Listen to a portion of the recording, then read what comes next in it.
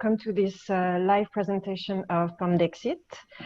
We will have the pleasure to listen to Christophe Billiottet, CEO and co-founder of ADGS, and Nawel Gonzalez, CTO of ADGS. Now, Christophe, if you want to explain to us how Pandexit works.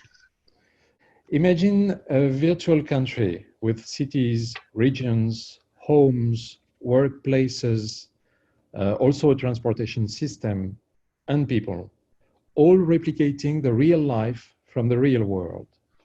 Inside this Pandexit simulated world, every person is a small program that goes through its daily life. It wakes up at home, commutes to his job, goes to the supermarket, socializes with friends, has a family, or go to pray. Every parameters like age, sex, nationality, family profile, job, religion is replicated.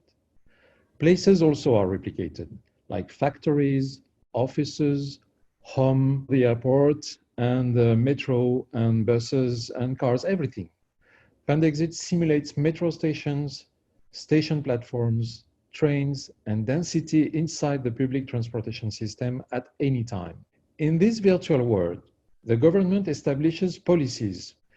Millions of the simulated persons move around this virtual world and mostly obey to the government policy. And this mostly is key to understand why countries are not equals.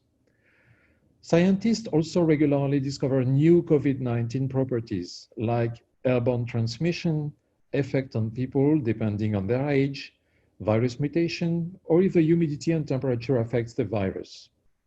In summary, these three groups compose three groups of parameters in Pandexit. A fixed preloaded group, like population, place, and transportation. This is something that we cannot affect after it has been loaded in the system. Then we have variables.